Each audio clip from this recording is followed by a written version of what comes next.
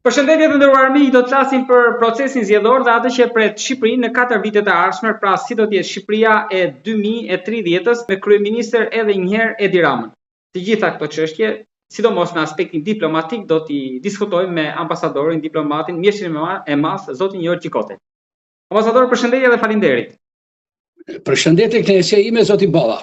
Faleminderit ju. Si do të jetë fytyra e Shqipërisë në këto 4 vite në aspektin ndërkombëtar, pasi brenda hallet dhe problemet tona vazhdojnë që të jenë të shumta, por jashtë çfarë do ndodh? Tani presin të gjithë dhe bota jashtë, dhe ne brenda përfundimin e procesit zgjedhor. Pra në kuptimin rezultatet, shpall rezultateve, konfirmimin nga OSB Odiri, pranimin nga opozita dhe nga gjithë palët e tjera, në mënyrë që ky proces zgjedhor të rezultojë me gjithë problemet e tëmetat e mangësit që ka pasur apo do ketë dhe që do shprehen sot në orën 15 nga paraprakisht nga misioni vëzhguesve të OSB Odirit, pra pavarësisht nga këto të jetë një proces që të ketë shënuar përparim të ndjeshëm madje në krahasim me 2021-shin. Pse e them këtë? Sepse është një nga kushtet e antarësimit tonë në BE dhe të grup kapitujve që ne kemi qelur, është reforma zgjedhore, të cilën ne ende nuk e kemi kryer. E kemi në plan për 2027-ën e ka vu qeveria. Por realizimi këtyre zgjedhjeve si një proces shumë i mirë se sa të kaluarën, do dëshiroja të ishin shpallëshin për herë të parë në 35 vitet e fundit, zgjedhje të lira dhe të ndershme, siç e ka OSB-ja. Po të paktën qoftë një përmirësim të ndjeshëm, jo thjesht përmirësim, do ishte gjë mirë për imazhin ton në kuadrin e antarësimit në BE, pra për Bashkimin Evropian, për Shtetet e Bashkuara të Amerikës tani që ka një president të ri, dhe në përgjithësi për imazhin tonë në komunitet ndërkombëtar, me qëllim që të realizojmë ato objektiva të brendshme që tashmë janë shpallur. Pra, ky proces zgjedhor është si thosh një fotografi, një pamje bindëse e vendit tonë në aspektin politik dhe zgjedhor për botën e jashtme që do të premtoj shumë për atë që përmendët ju. Pra si do të jetë Shqipëria më saktësisht në 2029-ën, po nuk prishet qameti sepse në 2029-ën janë zgjedhje të tjera, po deri në 2029-ën me sa duket do të kemi të njëjtin qeveri. Pra, sipas gjitha gjasave, në orën 15 OSB-ja do thotë to nuk ishin zgjedhjet më të mira, por më të mira se zgjedhjet e kaluara ka ende për të përmirësuar, por nuk ishin zgjedhje në nivelin me standardet europiane, ashtu sikur ishte edhe një nga kuajt e betejës së Partisë Socialiste që në 2030 do marrin pasaportën europiane. Po, natyrisht tani ne nuk mund të kërkojmë qiqra në hell, boll në rast se do shpallet dhe sot është raporti paraprak, se pastaj pas 2 javë, 3 javë ka procese, do ketë ankesa me siguri them nga opozita, po ndoshta edhe nga Partia Socialiste dhe nga parti tjera, për proces zgjedhor do trajtohen në aspekte gjyqësore, pra do doj punë. Por gjithsesi duket që tani që nuk ka pasur, si më thënë, incidente serioze, kajtëllunshme në mas, por mund të ketë probleme të brendshme të padukshme. Pra, ne na duhet të presim tani për këtë raport, dhe edhe pse mund mos jenë zgjedhje të lira të ndeshme, po të jetë një kthes, një përmirësim rrënjësor, substantial improvement, pra një përmirësim rrënjësor, kjo do të jetë pozitive edhe për negociatat tona me qëllim që të realizojmë ato objektiv për 2029-ën, për 2027-ën më fal, për të përfunduar negociatat dhe në 2030-ën për të bërë antar i BE-s, një objektiv tepër i vështirë, me të cilën PS-ja me sa duket pati sukses, por nuk e di a do të kemi sukses në realitet, pasi për 2 vjet të përfundosh negociatat, asnjë vend tjetër nuk e ka bërë deri tani. As Kroacia, 5 vjet janë dash Kroacisë. Zoti ambasador, po fakti që javës tjetër vinë liderët e Bashkimit Evropian, përveç se një certifikim, është edhe një i ve kapitullin këtyre zgjedhjeve. Shiko, nuk është javën tjetër, është këtë javë, është ditë e premte. Samiti Komitetit Politik Evropian. Është një ngjarje e madhe, domethënë herë parë që bëhet në vendin tonë, vinë 47-48 liderët e Evropës, të vendit Bashkimit Evropian, të NATO-s, sekretari i përgjithshëm i NATO-s dhe të tjerë. Pra është diçka e mirë për imazhin e vendit tonë, por kujdes, nuk është samiti i Bashkimit Evropian. Është diçka tjetër. Komuniteti Politik Evropian u kriju në 2022-shin, me iniciativën e Macronit, dhe thash, qeveria jonë, kryeministri Rama, nuk është se ne na zgjollën, nuk u bën një konkurs që të bëjë në Tiranë, me qenë realist, Kryeministri Rama vitin e kaluar, qysh kur ishte në samitin në Britani dhe në Budapest, i ftoi ata, ju tha jeni të ftuar që të vini në Tiranë vitin e ardhshëm dhe u fiksoi kjo datë. Pra, është një proces normal. Të gjithë vendet do të organizojnë samite të tilla, të 44 vende, 43-44 vende sa jemi ne në atë komunitet politik. Natyrisht, koincidon me periudhën e zgjedhjeve, ata do të vinë, do të bëjnë urimet e rastit, ato përshëndetjet e rastit, por në rast se procesi do jetë ende domethënë i pa përfunduar, natyrisht ato do të tregojnë të kujdesshëm. Vetëm dua të theksoj këtë gjë që ky komitet politik, pavarësisht se gjë e mirë për vendin tonë dhe meritë e qeverisë sonë, por unë do të kem një shkrim këto ditë e quaj një komunitet pa kokë dhe pa këmbë, një komunitet pa identitet. Deri tani ka bërë vetëm 5 samite. Ky është i 5-ti apo i 6-ti në Tiranë dhe asnjë gjë tjetër. Është një komunitet, nuk ka shtëpi, nuk ka adresë, nuk ka program, nuk ka instanca drejtuese, nuk ka sekretariat, nuk ka objektiv, nuk ka program, nuk ka agent, nuk bën as komunikata shtypi. Ja dhe kur të vinë në Tiranë, nuk bën komunikata shtypi, vetëm kryeministri Rama do t'i japi një përfundim domethënë. Ky komunitet presidenti Macron e ka quajtur intimitet strategjik. Pra, nuk ka debate, nuk ka diskutime, sepse mund t'i prishet qefi njëri të tjetrit, hynë aty, mbajnë ca fjalime, edhe ndajnë në 3-4 grupe, dhe flasi lirisht, pasi protokoll, pasi gjë. Një luk bosh për vendet e Ballkanit Perëndimor. Urdhë? Një luk bosh për vendet e Ballkanit Perëndimor. Po, unë e quaj atë, po dhe që talk and eating, pra han dhe flasin. Pra nuk bëhet asgjë. Dhe unë e kam të merak, ndoshta qeveria shqiptare, pavarësisht se janë zgjedhje, po ka pasur kohë, do ta nderonte veten në rast se do bënte një sugjerim sa do të vogël për këtë komunitet, se është problem. Nuk dihet si do vazhdoj ky komunitet. Është komunitet kot. Prandaj që pa kokë pa këmbë. As i vendim as i gjë. Se po tjetë për kështu, ne kemi OSBE-n, ne kemi Këshillin e Evropës, ne kemi BE-n, ne kemi NATO-n, kemi OKB-n. Pra përse duhet ky komunitet? Ideja u krijua para 3 vjetëve me qëllim që për solidaritet apo për një ngushëllim për vendet e Ballkanit Perëndimor, që ju vërtet nuk keni BE, po ja do jeni te ky komunitet. Po kjo është luk bosh, nuk na ngop ne. Kështu që ky komunitet prandaj ka ngelur në hava. Prandaj të mosh pa kokë dhe pa këmbë, nuk ka as mbledhje ministrore, as i gjë. Vetëm 2 herë në vit bëjnë këto samite. Edhe impakti i ehona mediatike, me thënë drejtën, mund të jetë diçka më e madhe tani në Shqipëri për shkak të zgjedhjeve dhe të Ukrainës me Rusin, se të njëjtën është takimi Putin-Zelenski në Ankara. Por deri tani ehona e tij ka qenë në kufit më minimal. Madje ka vetëm kritika dhe qortime që ç'është ky komunitet kot. Pra, nuk është se ky do të certifikojë zgjedhjet, absolutisht jo.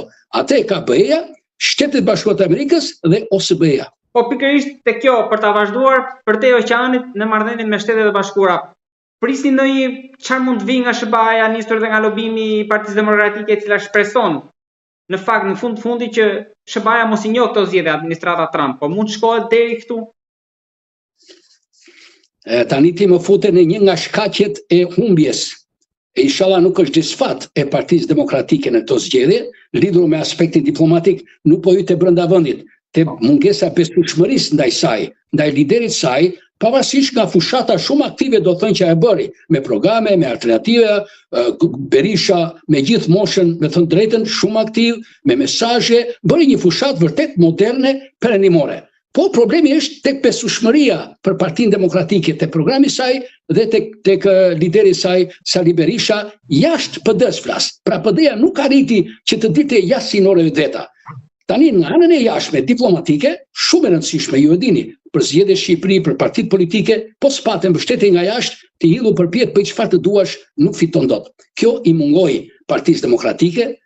Unë e thënë drejtën pritja që Shtetet e Bashkuara, me që se Lacivita, pavarësisht ishte privat, t'ja hiqnin atë në gradën, siç u tha, nga PD-ja me shumë bujë, dhe kjo ishte një gaf nga ana e PD-s, që shpalli qenë janë shkurt, tani do bëhet nami, do hiqet në grada, do bëhet nuk u bë kjo.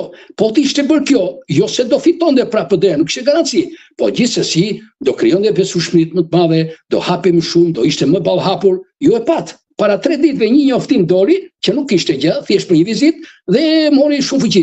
Pra, SBA-ja me sa duket, nuk e mbështeti dhe nuk po e mbështet PD-n në kuptimin institucional flason. Lacivita e njëri tjetër nuk janë përfaqësues të departamentit. Nuk pati asnjë deklaratë. megjithëse këta i festun ditëlindjen e asaj Suzanës, shefit kabinetit Trumpit, shoqe Lacevice këtu.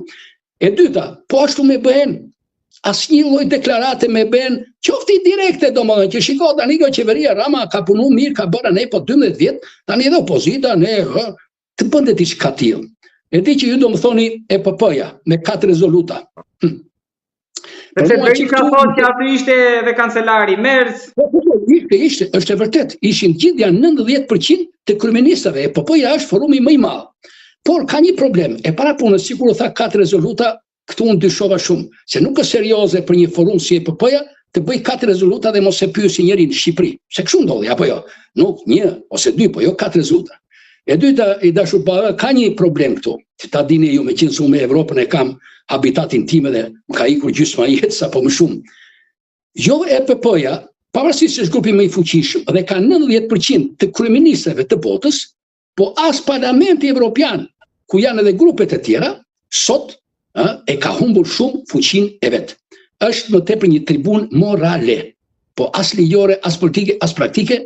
Pse? Sepse qeverit sot ka marrë avantazh të madh BE ai formati ndërqeveritar, jo supranacional.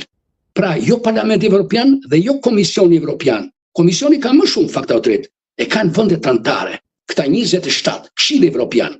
Pra, ky është realiteti. Pra, qeverit, do të thoshti po mirë, qeverit ja ishin atje, po ishin atje sepse janë EPP ato, po kur vjen puna për vendime gjeopolitike, ta mbështesim këtë qeveri apo mos ta mbështesim, ato nuk e pyesin fare, e dëgjojnë mendimin e EPP-s apo të grupit socialist, por nuk e zbatojnë. Zbatojnë interesat e tyre gjeopolitike. Dhe i thonë atyre, ju dëgjuam, ju keni drejt në parim, kështu është, por ama mos harrojmë që qeveria Rama, konkretisht ta zëm, ka kontribu shumë me Meloni për Italinë, me këto, me afganët, ka organizuar samite, ka hapur negociatat, ka bërë reformulojnë gjithë këto gjëra, pra, kështu i kalojnë ato. Pra, ne kemi interes që të kemi edhe të mira me të fjeri. PD-ja thot ajo opozita, në rast se fiton, edhe ne do ta mbështesim opozitën, po të presim, po që se fiton ne mbështesim. Po kështu dhe Amerika. Dhe e dyta, e keqja me Evropën, ishte se ne, PD-ja, duke bërë parollën për Shqipëri madhështore, pra duke bërë me Trumpin, po dihet që Trumpi nuk është si Clintoni, edhe si Bideni, edhe si Obama, që e doni gjithë bota Amerika. Ju e dini, Europa sidomos ka alergji, pavarësisht se po për një diplomaci shike, tani ta marrim me të mirë, ti thot deri daj se çfarë bëj. Po mirë nuk i vjen Evropës që ti deri afishohesh me Trumpin. Ndërsa Rama u afishua me atë parollën në Shqipëri në 2030, edhe pse egzageruar, edhe pse e tepruar, edhe pse unë jam i bindur që nuk do të realizohet 2030, por ajo i shërbeu qëllimin sepse në fund tregon një vullnet të qeverisë, pavarësisht nga gabimet që u bën aty, por ai doli me mesazhin EBS. Pra fitoi BE-ja kundër Shteteve të Bashkuara të Amerikës, po ta marr shumë. Pra që një gabim nga ana e PD-s, por ai e bëri këtë gabim duke menduar që do marrin mbështetje nga Shtetet e Bashkuara, nga Trumpi, gjë që nuk dolli dhe kjo i vuri minus plus non grata. Pra tha, po të ishte që non grata, as ajo nuk u hoq, kjo që një pengesë, një handikapat shumë i madh për Partinë Demokratike, të cilës ajo i kushtoi. Ky është qëndrimi ndërkombëtarëve tani, domethënë, dhe mos harroni një gjë. Sot BE-ja, Amerika gjitha nuk janë më si nuk kemi 92 tash. Nuk janë më për ndryshim, po janë për status quo, janë për stabilitet. Atëre ne kemi mirë këtë qeveri këtu, thot, ç'po na duhet, edhe ai mund të jetë më i mirë, thot, ka ca gjëra të mira. Po ku i di edhe ne të mbajmë të që kemi mirë, thot, ky na i ka bërë qefin neve, mirë jemi anete. Po që se populli do votoj, do fitoj Berisha dhe PD-ja, do shikojmë pastaj qëndrimet. Po ne s'kemi se përzjemi në punët e tjere. Dhe gabimi tjetër i madh i PD-s për mua është që ajo thoshte do rrezoj këtë diktaturë si në 92-shin. Shko, 92-shin që shumë e lehtë në krahasim me sot. Se 92-shin ishte gjithë Amerika, Evropa, gjithë bota, gjithë populli shqiptar ishte kundër diktaturës kaluar. Kurse sot nuk mund të themi, domethënë tani njëri mund thotë që është diktatura në këtë, po ketë bësh me një qeveri legjitime, kushtetuese, që po fiton për të katërtën herë me gjithë problemet e defektet e korrupsionit e kriminalizuar, ato gjitha që njihen. Dakor, janë ato, po e ka thënë kryeministri Rama, do nuk jemi më të mirë, po jemi më mirë. Ama kjo është metod alternativa më e mirë. Prandaj dhe bota Evropa sot, ku kemi Rusinë, Ukrainën, Izraelin, Ballkanin, gjithë këto probleme nuk kanë qef më shumë për ndryshim siç kishin qef në 92-shin. Dhe këtu gaboi përsëri PD-ja, domethënë duke mohuar pothuajse gjithçka që është bërë nga qeveria e sotme. Nuk mund të mohosh gjithçka, janë bërë goxha gjëra të mira, ato duhet i pranoj, ti thoshte PD-ja. Të thoshe çka bër vet ajo, siç i tha, shumë mirë bëre, ka kontribuar PD-ja për Evropën e këto, por ama jo ta kritikonte gjithçka që është për PD-ja dhe PS-ja dhe të kriminalizonte gjithçka, sepse kjo bëri që të humbas një pjesë të mirë të elektoratit. Ajo duhet të thoshte me gojë plot, ka bërë këto të mira qeveria PS-s, po i ka bërë 12 vjet. Dhe ka këtë kosto, po ti përmende. Turizmin, infrastrukturën, modernizimin, çeljen e kapitullit të negociatave, pavarësisht me vonesë, mbledhjen e këtyre samiteve, qoftë komitet politik, po duhet i përmendte ajo. Po ajo ndoshin gjuhë tepër antagoniste, çka i trembi zgjedhësit edhe tuajt, kështu që thanë mi statuohen me këtë që kemi. Ambasador, faleminderit shumë për këtë këndvështrim ndryshe të situatës brenda pas zgjedhjeve. Ishte kënaqësi për mua që komunikojmë bashkë dhe ju uroj gjithë të mirat, e të urojmë që e mirat të bëhet. Faleminderit shumë.